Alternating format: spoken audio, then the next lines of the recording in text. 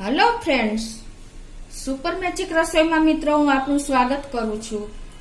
આજે હું ફ્રીજમાં રાખ્યા વગર બહાર લીલી કોથમરી 1 મહિનો સુધી એવી ને એવી લીલી રહેશે એનો વિડીયો તમારી સાથે શેર કરું છું। તો તમને ચોક્કસ આ વિડીયો ઉપયોગી થશે। તમને ગમે તો લાઈક કરજો, શેર કરજો અને સબસ્ક્રાઇબ કરવાનું તો ભૂલતા જ નહીં। તો મિત્રો, આપણે જો અત્યારે માર્કેટમાં કોથમરીના ભાવ આસમાને છે અને આપણે કોથમરી લઈ આવી તો ફ્રીજમાં રાખીને તો પણ મોઇસ્ચરને હિસાબે 2 થી 3 દિવસમાં એના પાંદડા ખરાબ થઈ જાય છે કે પીળી થઈ જાય છે અને એકદમ આપણને ઉપયોગમાં લેવાનું મન નથી થતું, એ બગડી જાય છે, કાળી પડી જાય છે। તો એના માટે આજે હું તમને સોલ્યુશન લઈને આવી છું વિડીયો મિત્રો, કે તમે બહાર ફ્રીજ વગર એકદમ ફ્રેશ અને લીલો કલર જળવાઈ રહે એવી ને એવી તાજી કોથમરી રહે ને એ કેવી રીતે રાખવી ને મહિનો દિવસ સુધી એનો વિડીયો તમારી સાથે શેર કરું છું મિત્રો। મોંઘી કોથમરી હોય ને આપણે લઈ આવ્યા હોય છે તો આપણે લાંબો ટાઈમ સુધી કેમ સાચવવી ને એ તમને આજે બતાવું છું। તો એના માટે શું કરવાનું છે, પેલા તો જો આપણે માર્કેટમાંથી આ બંચ હું 50 થી 60 રૂપિયાનું આવ્યું છે આટલું, તો એને આપણે પેલા તો આમ ખોલી નાખશું અને એમાંથી જે ખરાબ પાંદ હોય ને એ આપણે બહાર કાઢી લેવાના છે। આ બધા જે ખરાબ ધાણા ભાજીના પાન છે, દાંડલી છે, એ બધું આપણે રિમૂવ કરી દેશું આ રીતે ચૂંટીને, એકદમ ક્લીન કરી નાખવાની। એટલે તમારે ક્યારેય પણ અંદરથી તમારે ટાઈમ નહીં લાગે, ફટ તમારે જે લઈ લેવાની રહેશે।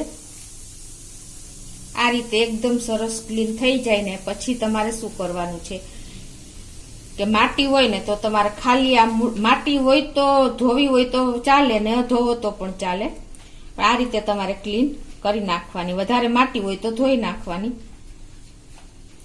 આટલું કર્યા પછી જો આ બધો ડસ્ટ નીકળી ગયો, બરાબર, આ બધો આપણે ડસ્ટ વધારાનો કાઢી લીધો પછી તમારે આ બંચ આખું આમને રાખવાનું છે અને તમારે કોઈ પણ આપણે તમારી પાસે બરણી કે ગ્લાસ મોટો કે ધાણા ભાજી આ તમારી પાસે જેટલી હોય ને એ પ્રમાણે તમારે વાસણ લેવાનું છે અને એમાં તમારે પાણી નાખી દેવાનું છે।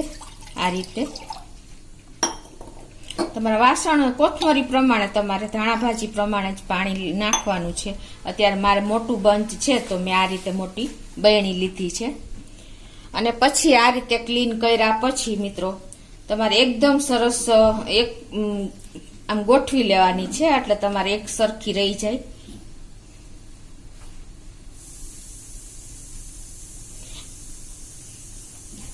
આ કોથમરી મિત્રો તમે થોડી લેવા હશો ને તો પણ તમે થોડો ઉપયોગ કરશો ને તો તમારે 15 દિવસ તો ઈઝીલી તમે એનો ઉપયોગ કરી શકશો। આ રીતે કર્યા પછી આમ સરખી તમારે ગોઠવી લેવાની। આ રીતે તમારે સરખો બંચ કરીને પછી આ જે પાણીનું આપણે વાસણ ભર્યું હોય ને બરણી કે ગ્લાસ કે મોટું કઈ પણ જગ તમારી પાસે જે હોય એમાં આ રીતે તમારે કોથમરી રાખી દેવાની। જો આવી રીતે થઈ જશે ને પછી તમારે શું કરવાનું છે, આ પાણીમાં એના રૂટ્સ તો જતા રહ્યા પછી ઉપરથી તમારે આ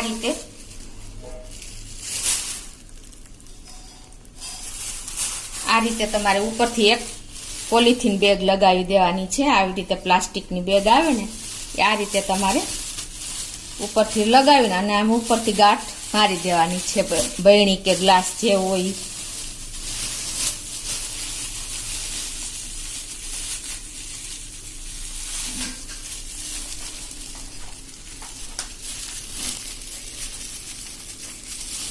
આવી રીતે ગાંઠ માર્યા પછી મિત્રો પછી તમારે શું કરવાનું છે કે આ જે પોલિથીન છે ને એમાં તમારે થોડે ડિસ્ટન્સે આવી રીતે હોલ કરી નાખવાના છે। આવી રીતે